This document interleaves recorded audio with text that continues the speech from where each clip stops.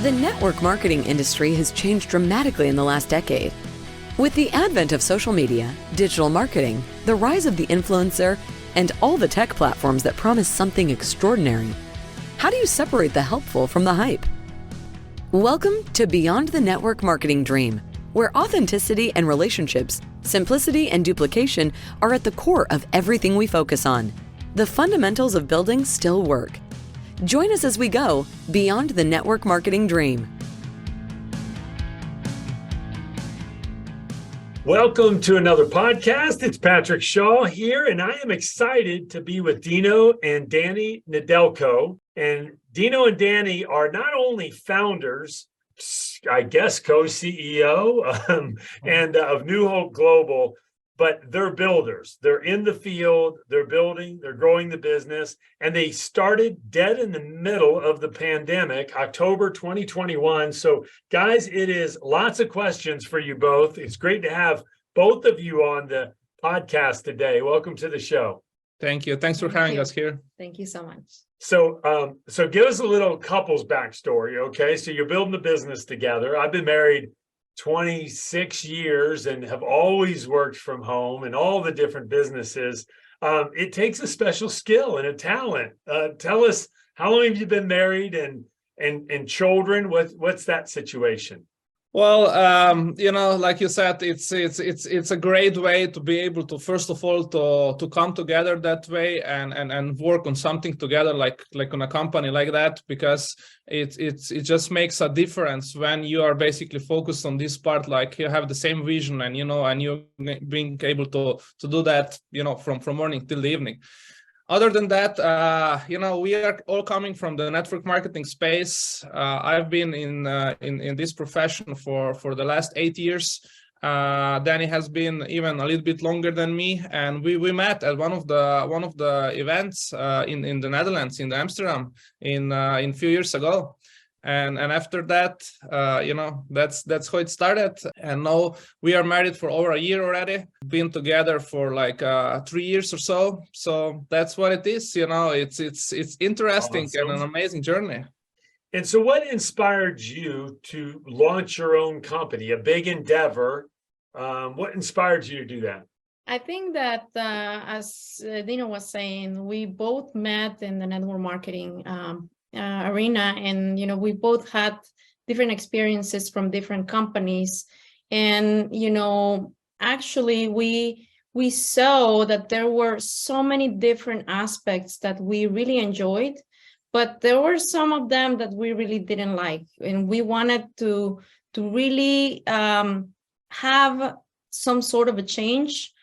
We didn't know how it was going to be, because I was going with my company. He was with his own company, back then when we were just distributors in different companies.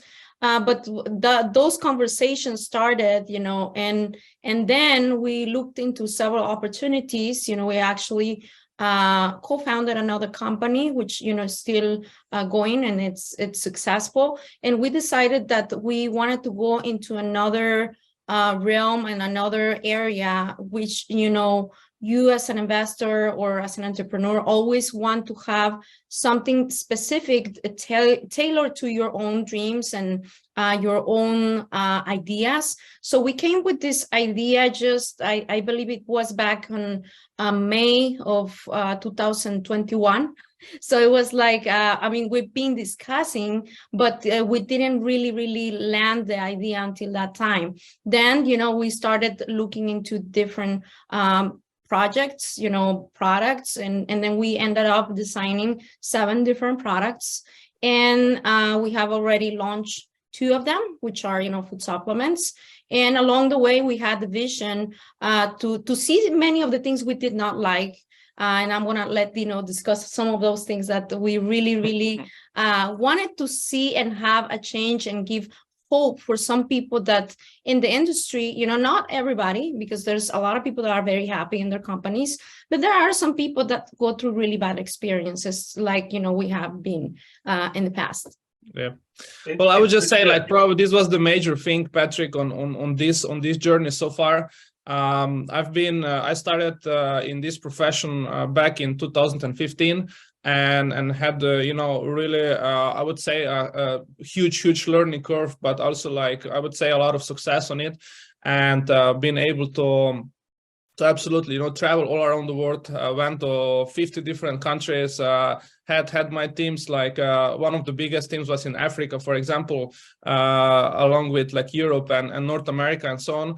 And, seen a lot of things. But then basically what really happened to us, first of all, to me before in my previous company, and then once we co-founded the company together, it happened the same way. It's basically like sometimes people say, you know what, you're an asset for someone for some time, and then you become liability. And once we saw this happen to us twice, basically that we have put all our time, how entrepreneurs we are, like it doesn't matter if it's 3 in the morning or 5 in the morning. If the work needs to be done, it's gonna be done. And when you get into this experience and then you see that someone else is trying to take advantage of you, you can't do anything else and just say, like, you know what, it's not just us, it's all other people.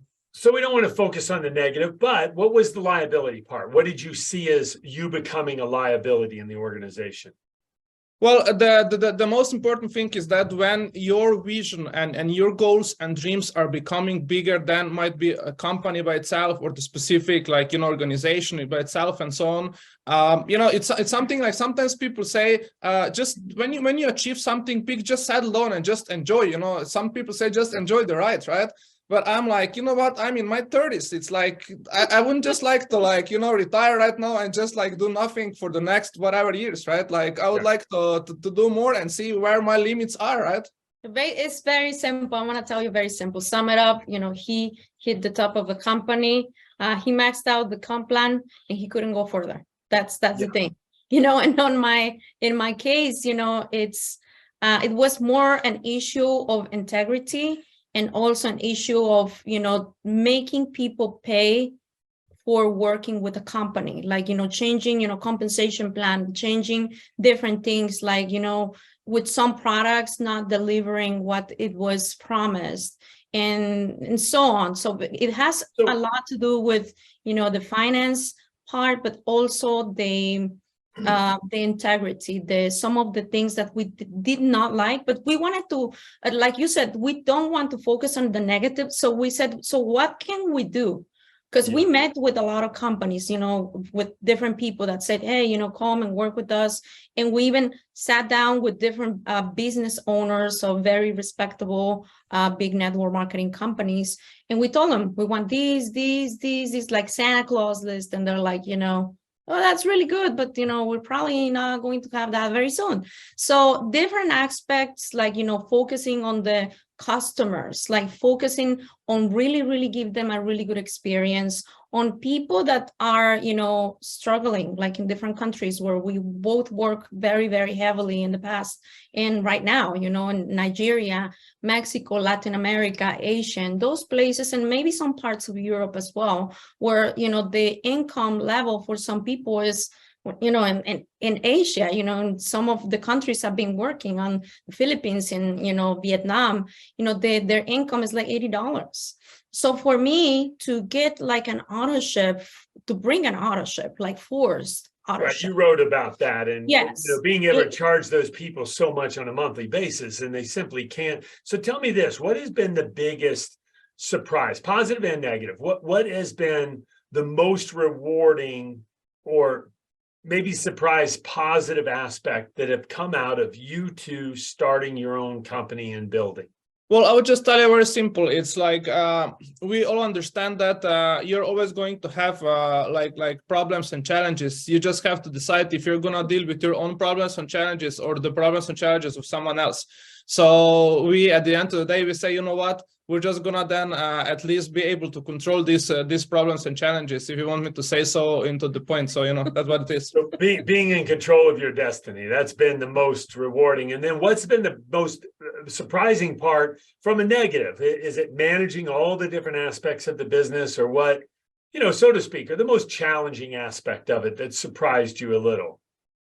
I will tell you one thing that it might not be so, I would say, normal for like a lot of like the entrepreneurs, or like how the some people are thinking about. But we wanted to create a company that is going to be like kind of like self-sustainable from the very first day, which, you know, so many times people say, well, but you know, when you create a company, you need to put like just a lot of debts on it, a lot of loans, a lot of investors, a lot of money if you want to like go fast. But we always say, you know what, we might not be like the fastest growing companies in the world, but our main goal is to be the longest lasting. And if you want to do that, we basically need to create the proper foundation from the very first day, because if the very first month or the very first year is not the one that you would like to have when you do this times 10 or times 100, then you might have problems later on. So no, those are wise words, right? It's, you know, people think they want to grow fast, and then they find out the very thing they wanted was the destruction of the company. Yeah. Products don't ship, checks don't get paid. You know, Yep. growth can cause a lot of challenges. Yep. I can tell you some challenges. There has been, you know, there some of those challenges. I think it doesn't have to do with, you know, the finances of the company or, you know, the people or, you know, the compensation plan, but it has been, you know, that now it's not only building a team, but it's like, you know, the challenge, and we both being, you know, owners of different other things, you know, real estate things, you know, I own restaurants and stuff, but it's the combination of the traditional model when you're a business owner of a network marketing company and you're trying to build your organization, because you have to really be very, very, very good at organizing your time. So I think that's the biggest challenge that I can say and that I've seen. There's a lot to manage, isn't there? Yeah. Yep. Cool. Well, that's exciting. So how has the, you know, knowing that you want to build at a steady pace, has that met your expectations? Have you been able to manage that steady, consistent growth as an organization for what is that now? You're going on just over Second year. Yeah, second year. Yeah. You just ended the second year. Yeah, so one of the big things is like what we had in plans already from the beginning is that the first year is going to be pretty much like a lot of like, I would say, trials and errors when it comes to like, you know, like seeing what's working for different cultures, different organizations around the world. So we've been able to do that. Like, for example, we physically deliver products in over 45 countries and not just, let's say, from one warehouse or like what kind of like NFR shipping or something, but we have basically over 15 different facilities, like warehouses, like in different continents and countries around the world, which basically, so first year for us was like really like building this foundation, like you're kind of like a first expansion. But this second year, what we have really seen, and it's basically what we planned for, is to start to creating this stability, you know, to be able to take all those things that has happened in the first year and put them into place the way that you know, it's not that much shaky anymore, you know, that even like if some like unexpected growth comes from somewhere, it's not going to completely, you know, throw you off the bus or something like that. So yeah, but I would say when it comes to the growth and expectations, I believe it's pretty much aligned to what we wanted, you know.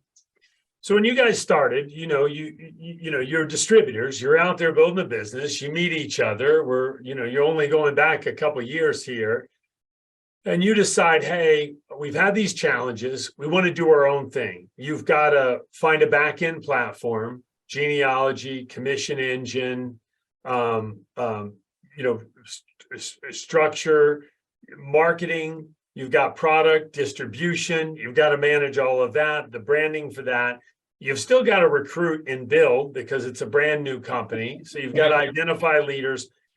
Like, what did that process of identifying the different resources? Did you go to any consulting agency? Did you just start looking for back-end commission engines? Like, what, I mean, how did you begin that process?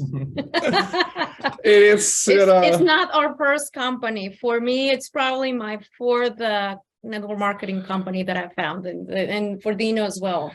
It's pretty much like, Patrick, the thing is, it's again to be prepared, you know, to know what's coming and what you can do in this specific part. So when it comes to like just, you know, like let's say we have some people that we work with, like, let's say from the media team, from like the design, from all those kind of things that, like, you know, we just use like the world-class things on that part. So we don't need to like everything like manage on our own or something like that, right? But then on the other things, like for example, like I would say like the biggest challenge for us, and I would say probably that's, and Patrick, you're like very familiar with that, is the IT part. You know, this is something that is always growing, always changing, you know, always something that can be better, can be made differently. So that's one thing that probably it got us the most, like, you know, the time that we needed to invest on. But what we decided to do as well is we said we're gonna start with our own system. So we did not even like contract anyone or like do any kind of like just pre-made system or something, but we pretty much developed our own system. One good thing about it is because my background is IT, I've been studying computer science, so it helped me to the point to understand, to basically you know, to develop like the I would say the idea and the structure behind it. So it was much easier to develop something like that to get started. Yeah. So Dani, you're on the fourth company, right? So did you have partners in the beginning? What is it that you learned or you didn't do that caused you to have to move? Because, you know, I don't know if you were in control those multiple times, but what was the move then if you were in control of your destiny? Well, the first company, I think it's, I mean, in going back to the first question that I want to just end up this thought, is that we learned through all of these trials and errors. Some of those companies are, you know, and those entrepreneurs, they're doing really well, but, you know, it's not that there was like tragedy or anything like that happened. Just, you know, we went separate ways. I saw some things I did not like in some of the management. So you had partners. Were you saying you were a distributor in those companies, or literally you started those? Yes. And I was an investor in like some other network marketing companies. But, you know, very different though than being in control. Yes. At the end of the day, you're an investor and they don't have to use your ideas at all. Exactly. But, you know, the ones that I was like hands-on, like trying to get registrations and this and that and the other, then I saw the other part of, you know, okay, so they're trying to get this product into a country illegally. And, you know, I don't agree with that. It's like, you know, this is not what I do. Hard way to build a business. Exactly. And many other things, you know, but those things showed us and taught us a lot of the connections, you know, because you need connections with people because then, you know, if we were to start like from scratch, like if we didn't have those experiences, I mean, we probably would have had to consult with somebody. Absolutely. Now, Dino, I have to come back to the question about the development in the software. So on one hand, I totally get it, right? It is frustrating when it starts to come to genealogy, commission engines and whatnot, and the complexity and the disappointment that sometimes comes with all of that in the companies that are out there. On the other hand, I'm like, oh my gosh, it's like the race car group in Indy 500 that's raising their chickens to feed the crew. Like that's a totally different business. Yeah. And you're trying to build a business. It's like starting by being the manufacturer, opening the facility, buying your own shipping trucks globally, and doing the IT. It's almost like overwhelming. Why would you take on that task? Well, again, any platform to solve it at all? Well, again, it comes down again to what, like, for example, like for one of the conscious decisions we made was like when it comes to the platform and the IT by itself, like the original thing that we use for like running, like you said, the company and genealogy and, you know, the commission engine, all those kind of things, right? Yeah. But then it comes down to like collaborations, right? It comes down, for example, like to any like extra tools that you can develop and use, for example. And then it comes down to like even like for the shipping, like you said, right? We basically we use like you know, like right now they call it like a 4PLs, right? So basically it's so much easier to do that than doing it on your own, right? Yeah. But again, you know, like Dani said, you have to have this kind of like connections and also the knowledge what is this, like something that you can have it, for example, I would say in collaboration, but something that might be easier for you to control it on your own. So Gotcha. So give us an idea, size and scope. Where are you currently? Have you held your first international event, or are you trying to travel to these multiple countries? I imagine, you predominantly have 3 or 4 or 5 countries or whatever that you're focused on. Are you traveling there? Have you held your first big event? Kind of where are you at in that process? Well, it has been challenging 2 years, I would say, when it comes to traveling and when it comes to like all those really things, hard. right? And specifically, like I would say 80% of our business it's like overseas. So which makes it even like a little bit different than for many other companies. Maybe like if you would be based in the US and starting from the US or something like that.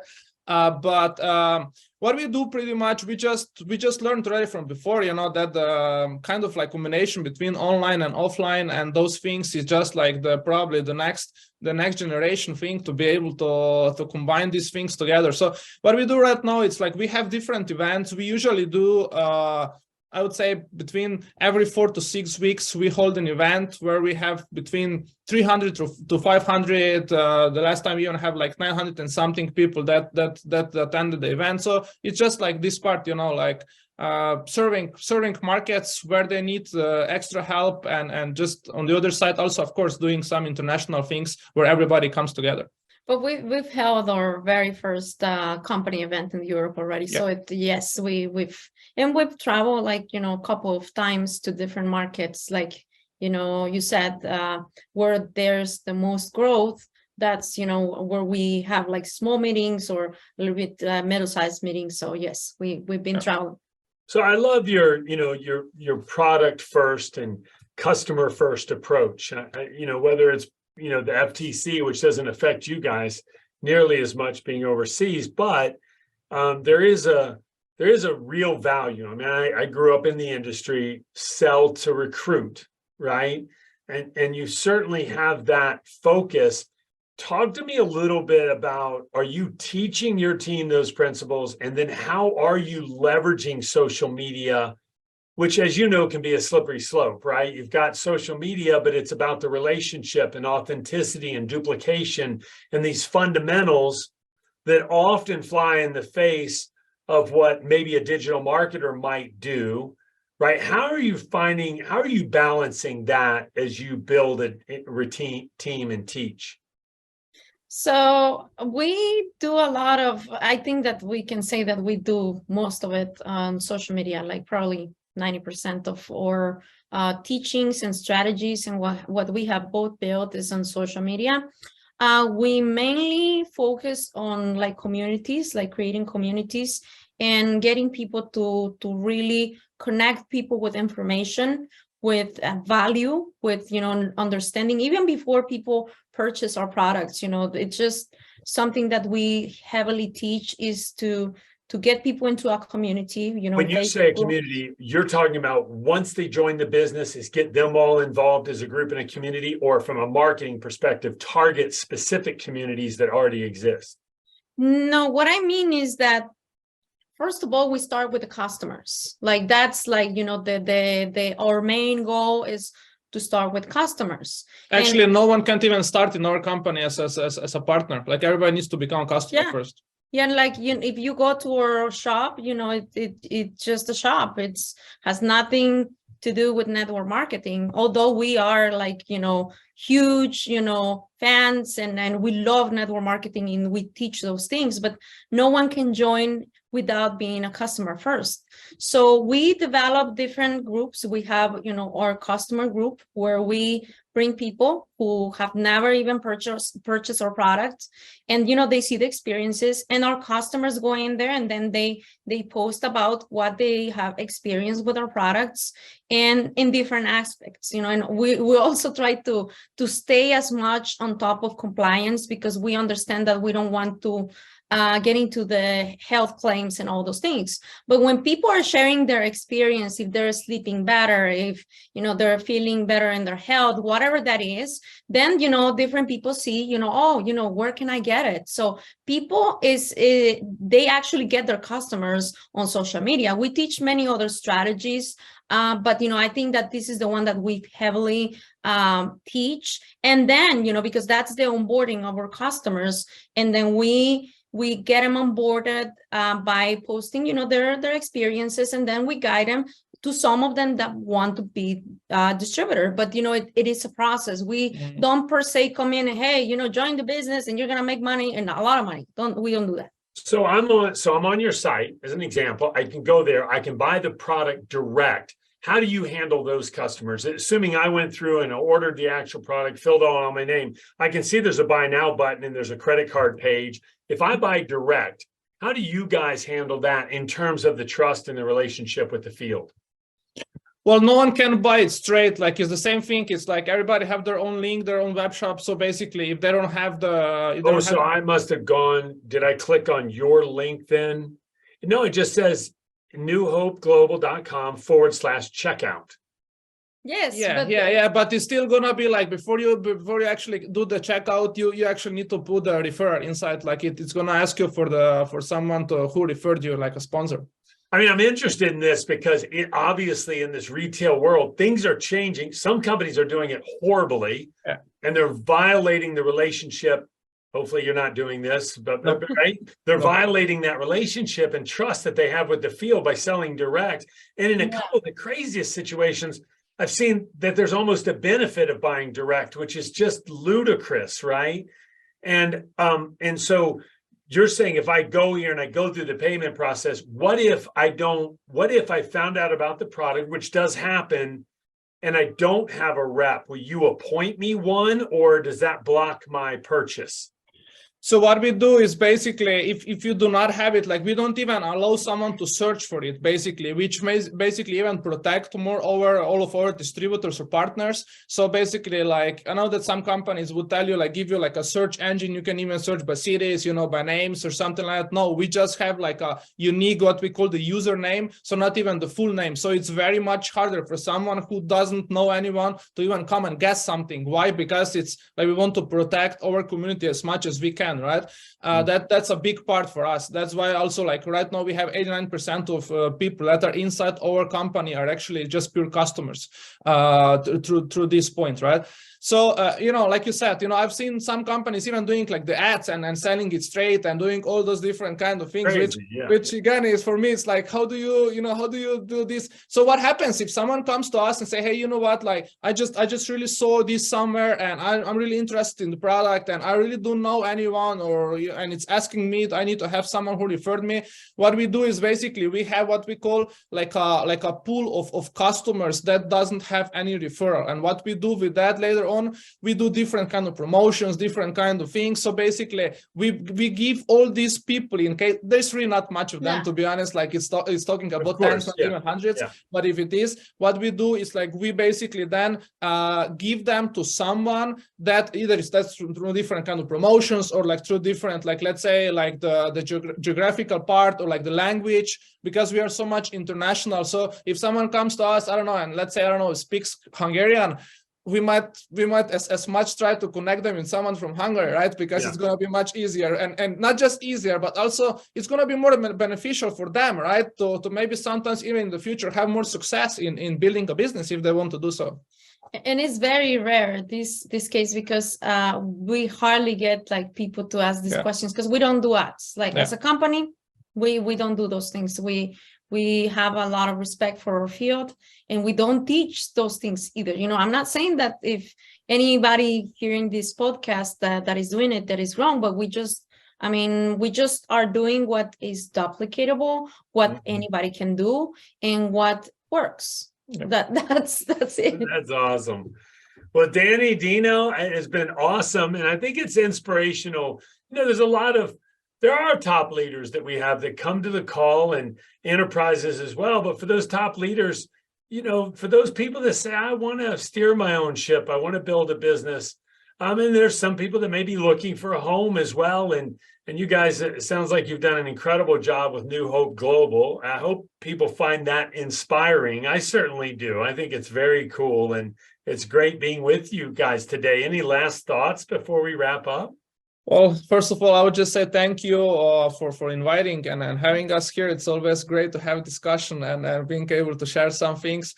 But when it comes to the things, I would always say, we are living in beautiful times right now. Even if some people say, oh, you know what, it's like the things are like that or like that. I believe we have an amazing opportunity in so many different ways.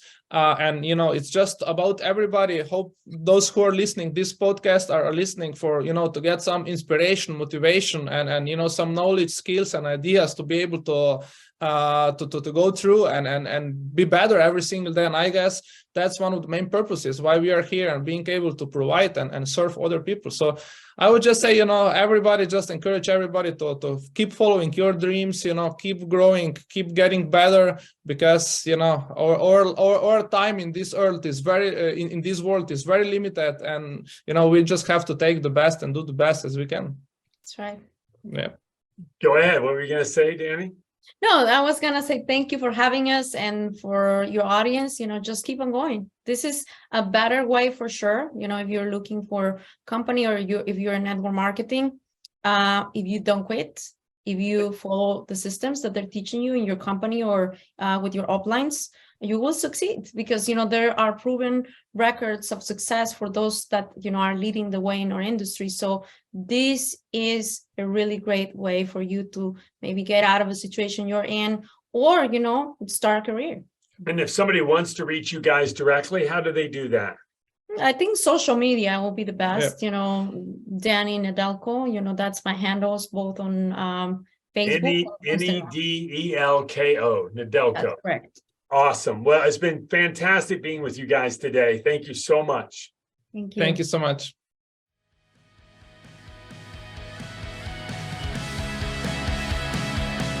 Thank you for listening to Beyond the Network Marketing Dream with Patrick Shaw. For more insights on building a solid networking business, visit our website at rapidfunnel.com/MLM. If you loved our content, please share, like, and subscribe. We look forward to seeing you in the next episode.